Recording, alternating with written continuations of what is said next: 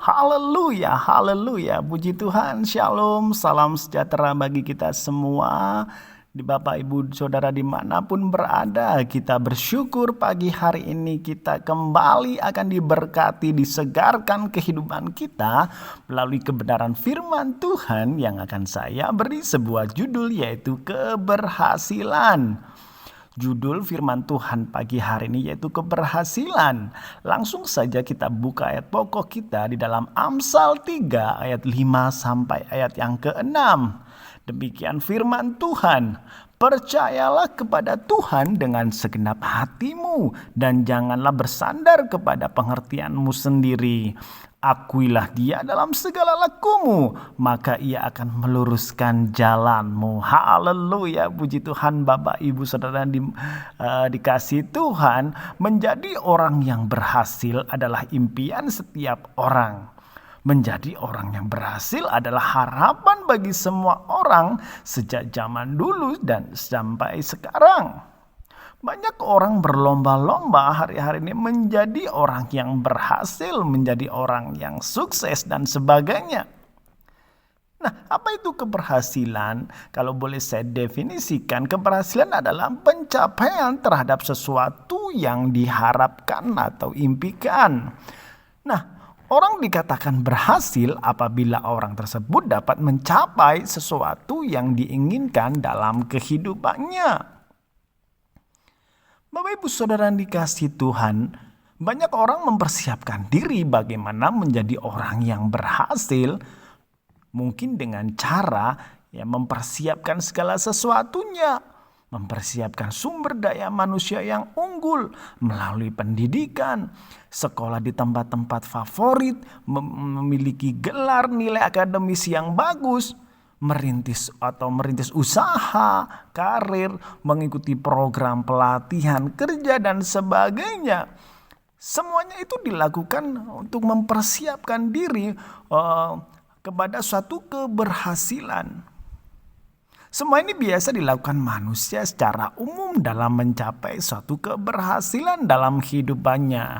Nah, dalam meraih keberhasilan, apakah cukup hanya mempersiapkan sumber daya manusia yang unggul? Apakah bisa hanya memiliki modal usaha yang banyak? Apakah cukup hanya mempunyai keterampilan skill yang handal? Ya, semuanya itu memang dibutuhkan untuk memperbesar kemungkinan dalam mencapai suatu keberhasilan. Tetapi semuanya itu belumlah cukup adanya. Ada hal-hal yang jauh lebih penting dari semuanya itu. Apakah hal yang penting itu? Nah, di dalam Amsal 3 ayat yang ke-6, di dalam terjemahan firman Allah yang hidup, terjemahan lain, kita melihat di sini, saya akan bacakan, dalam segala perbuatanmu utamakanlah Allah, maka Ia akan menuntun engkau dan memahkotai usaha-usahamu dengan keberhasilan. Jadi yang perlu kita tambahkan selain persiapan tadi, kita perlu menambahkan yang lebih penting dari itu semua, yaitu apa? Selalu utamakan Allah. Apa artinya? Selalu libatkan Tuhan di dalam setiap kehidupan kita, dalam perencanaan kita, dalam pelaksanaan rencana itu sendiri. Jadi sepanjang proses usaha dalam pencapaian itu tadi tidak terlepas dari campur tangan Tuhan. Selalu libatkan Tuhan, hadirkan Tuhan dari awal sampai pertengahan dan sampai akhirnya. Melibatkan Tuhan juga sama dengan mempercayainya untuk memimpin atau memberikan hikmat kepada setiap kita. Mempercayai Tuhan sama dengan memberi ruang bagi Allah untuk bekerja seluas-luasnya di dalam kehidupan kita.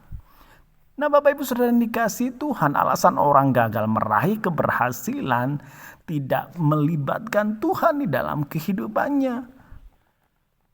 Alasan orang gagal meraih keberhasilan, merasa dirinya mampu, merasa dirinya sombong, bersandar pada dirinya sendiri, dan sebagainya. kurang dengar-dengaran menurut ego pribadi.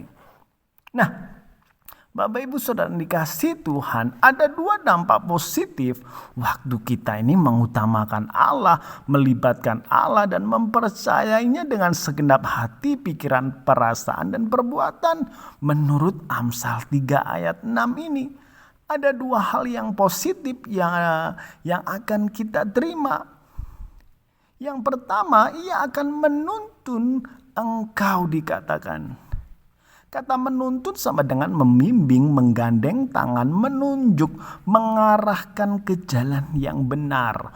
Jadi waktu kita dituntun, kita pasti akan merasa aman. Waktu kita dituntun, kita tidak akan takut jatuh. Waktu kita dituntun, tidak akan salah melangkah. Sebab apa?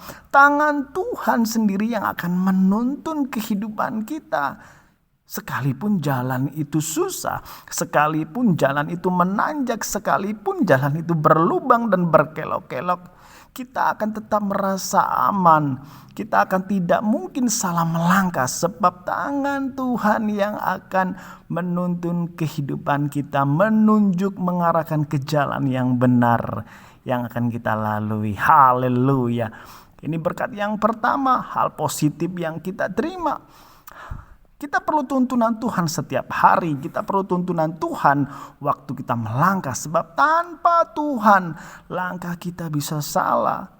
Amsal 16 ayat 25 berkata, ada jalan yang disangka lurus tetapi ujungnya menuju maut. Nah, Bapak Ibu Saudara dikasih Tuhan, berkat positif yang kedua waktu kita ini melibatkan Tuhan dan mempercayainya dengan segenap hati di dalam kehidupan kita, Tuhan akan memahkotai usaha-usaha kita dengan keberhasilan.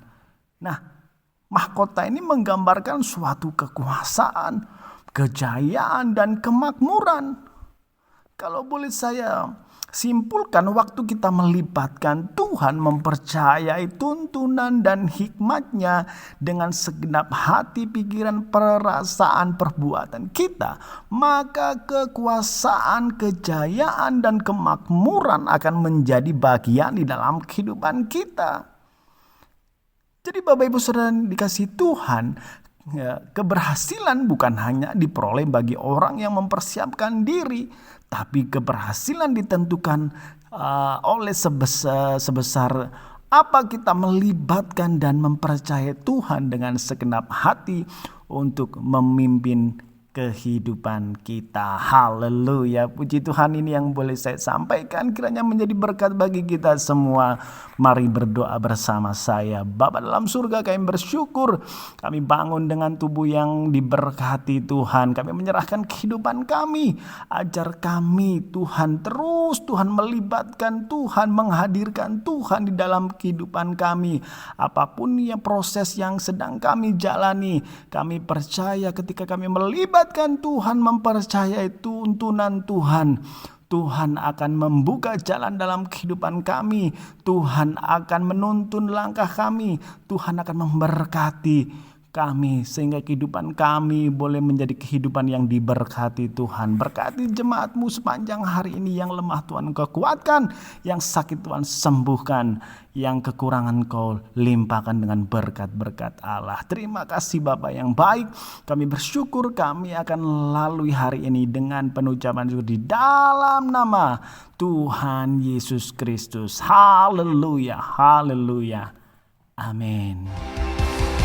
Di tiap langkahku tersedia petunjukmu, di tiap jalanku tersedia kasih-Mu, lewat suka dan duka.